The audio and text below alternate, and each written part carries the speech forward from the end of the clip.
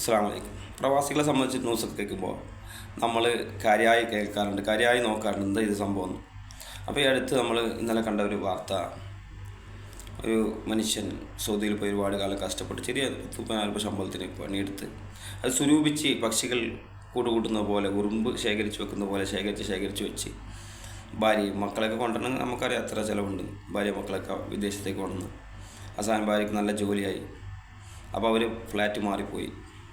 അത് എന്നെ അത്ഭുതപ്പെടുത്തിയ കാര്യം, അതിലൊരു സംഭവം, ആ പിതാവ് ഒരു ദിവസം ആ ഫ്ലാറ്റിലേക്ക് പോയി. ആ ഫ്ലാറ്റിലേക്ക് പോകുമ്പോൾ ആ മകനാണ് ഡോർ തുറന്ന്, മകൻ തുറന്നിട്ട് ആ ഡോർ അടച്ചു കളഞ്ഞു. നിങ്ങൾ കേട്ടാണോ ആ വോയിസൊക്കെ?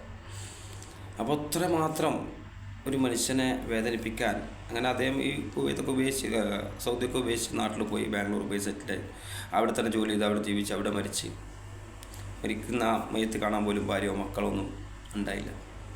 അപ്പോൾ നമ്മൾ പലപ്പോഴും കുടുംബത്തിന് വേണ്ടി കഷ്ടപ്പെടുമ്പോൾ പല പ്രയാസങ്ങളും സഹിച്ച്, വിഷമങ്ങളൊക്കെ സഹിച്ച്, ഈ വിദേശത്തൊക്കെ വന്ന് ഒരുപാട് ജോലി ചെയ്ത് ഇവർക്കൊക്കെ വേണ്ടി എന്തൊക്കെ ചെയ്ത് അവസാനം ഇങ്ങനെ ആയാൽ, ഇങ്ങനത്തെ വാർത്ത കേൾക്കുമ്പോൾ നമുക്ക് വിഷമമാണ്. അപ്പോൾ നമ്മളുടെ ജീവിതത്തിൽ ഇങ്ങനെ വന്നാലോ?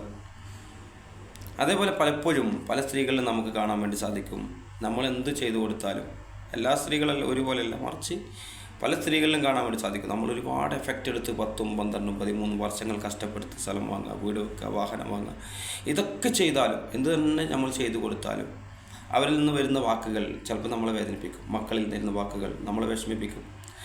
നമ്മൾ കൂട്ടുകാരെ പറയും പോലെയല്ല, നമ്മുടെ കുടുംബത്തിൽ നമ്മൾ അടുത്ത് നിൽക്കുന്നവർ പറയുമ്പോൾ നമുക്ക് ഭയങ്കര വിഷമമുണ്ടാകും, ആഴത്തിൽ മുറിവുകളേൽക്കും മനസ്സിന്. അപ്പോൾ അവർ പറയുക എന്താ, അത് എല്ലാവരും ചെയ്യുന്നതല്ല, വീടെല്ലാവരും വെക്കുന്നതല്ല, അത് മറ്റേ ഗൾഫിൽ പോയി ഒരു ഇത്ര കാലം കൊണ്ട് വീടുണ്ടാക്കി, എത്ര ചുരുങ്ങിയ സമയം കൊണ്ട് അവൻ വാഹനം വാങ്ങി.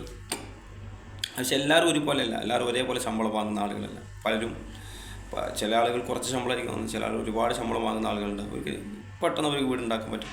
പക്ഷെ അതൊന്നും മനസ്സിലാക്കാൻ, നമ്മളാ പ്രയാസവും വിഷമവും, അതിനൊക്കെ വേണ്ടി നമ്മളെടുത്ത എഫക്റ്റൊക്കെ മനസ്സിലാക്കാൻ ചിലപ്പോൾ പല സ്ത്രീകൾക്കും അത് സാധിക്കാറില്ല എന്നതാണ് യാഥാർത്ഥ്യം.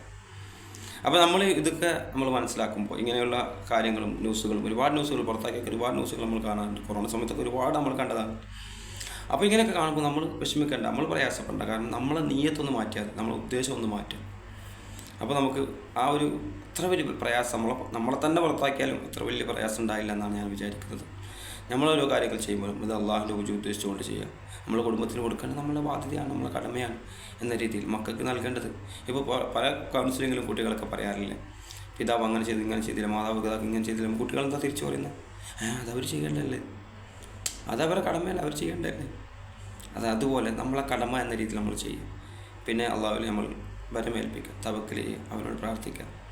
നല്ല രീതിയിൽ മരിക്കുന്നവരെ അങ്ങനത്തെ പ്രയാസങ്ങളില്ലാതിരിക്കാൻ, ഒരു പ്രയാസമില്ലാതെ മരിച്ചു പിരിയുന്നവരെ നല്ല രീതിയിൽ കുടുംബവുമായി മുമ്പോട്ട് പോകാൻ നമ്മൾ പ്രാർത്ഥിക്കാം.